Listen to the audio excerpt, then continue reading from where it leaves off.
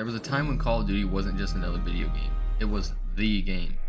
It was what everyone talked about at school. It was staying up until 2 in the morning because your friends kept saying, just one more game. It was quick scoping zombies, kill streaks, trash talk, and friendships with people you've never even met. For millions of players, Call of Duty became part of growing up, but eventually something changed. The midnight launches disappeared, friends lists got quieter, and the excitement surrounding every new release slowly turned into disappointment. So, how did Call of Duty become the biggest shooter in the world? And how did it begin losing the community that made it so legendary? This is the rise and fall of Call of Duty. Before Call of Duty ruled gaming, it was another World War II shooter trying to survive in a crowded genre. Medal of Honor was already popular, Battlefield offered massive multiplayer battles, Halo was changing console shooters forever.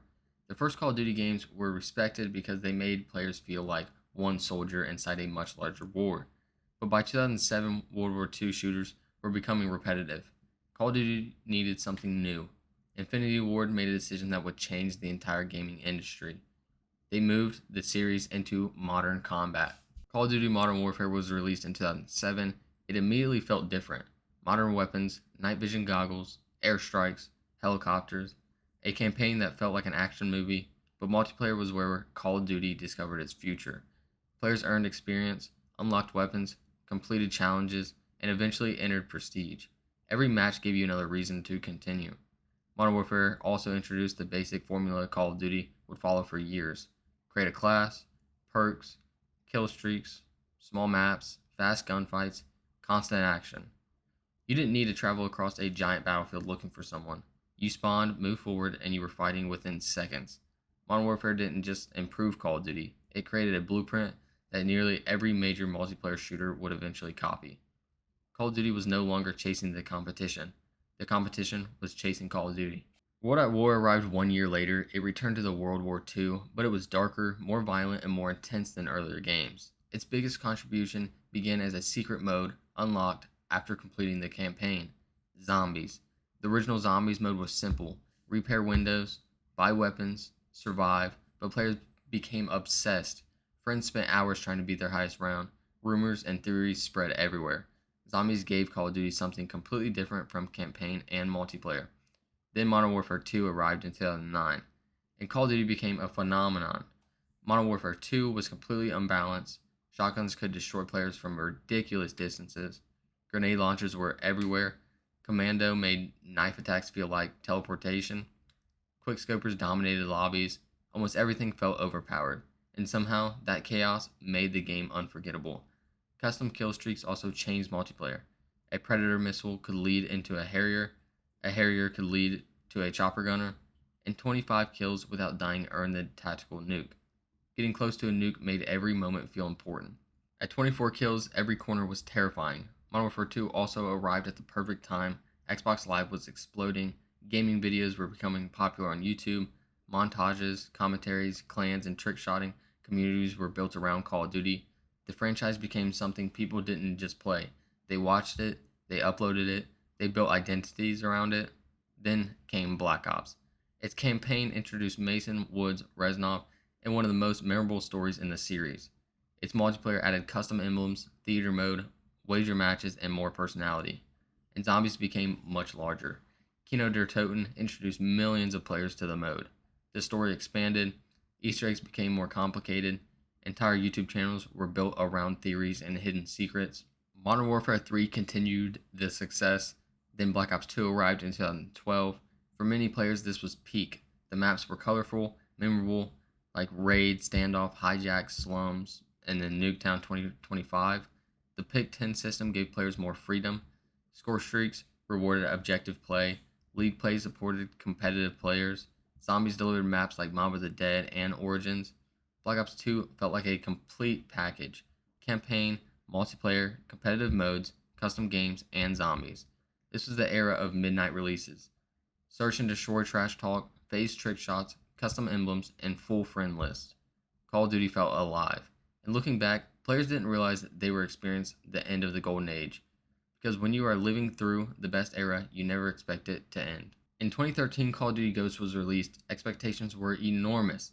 The PlayStation 4 and Xbox One generation was beginning, and players expected a huge leap forward. Instead, Ghost became one of the first releases that made fans question where the franchise was going. The game was completely terrible. Extinction was interesting, the perk system did have depth, but multiplayer maps often felt too large, the colors were dark and washed out, players died extremely quickly, and the game lacked the personality that made Black Ops 2 memorable. Ghost also exposed a problem that would follow Call of Duty for years. If the developers kept the same formula, people called the series lazy. If they changed too much, people said it no longer felt like Call of Duty. Ghost didn't destroy the franchise, but it proved the franchise was no longer untouchable. Then Advanced Warfare introduced exoskeleton movement. Players could boost into the air, dash sideways, and attack from the above. Some players loved the faster movement and higher skill gap. Others hated it. They wanted a grounded military shooter. Black Ops 3 continued with wall running and specialist. Its multiplayer remained popular and its zombies mode became one of the deepest in the franchise, but supply drops created a growing problem. Weapons could be locked behind randomized rewards, players could spend money and still not receive the item they wanted, progression was no longer based only on how much you played, real money had become part of the experience. Then Infinite Warfare pushed the series even farther into the future. Players had spent years asking for boots on the ground combat. Instead, Call of Duty went into space. The reveal trailer became a symbol of frustration. The problem wasn't only Infinite Warfare, it was years of players feeling ignored. At the same time, Battlefield 1 revealed a dark, grounded World War I setting. For the first time in years, Call of Duty no longer felt like the obvious winner. Call of Duty World War II finally returned to boots on the ground gameplay. No jetpacks, no wall running, no space battles, but returning to the past didn't automatically bring back the golden age. The game had technical problems at launch. Some multiplayer systems felt restrictive, and the industry had changed. Fortnite was becoming a global phenomenon.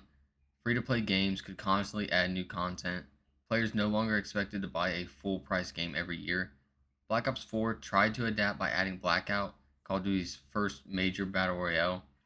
It proved the gunplay could work in a larger survival mode, but Fortnite was already free. Call of Duty needed a bigger reinvention. Modern Warfare was rebooted in 2019. The weapons felt heavier, the animation looked realistic, Gunsmith allowed detailed customization, Captain Price returned, Call of Duty finally felt important again.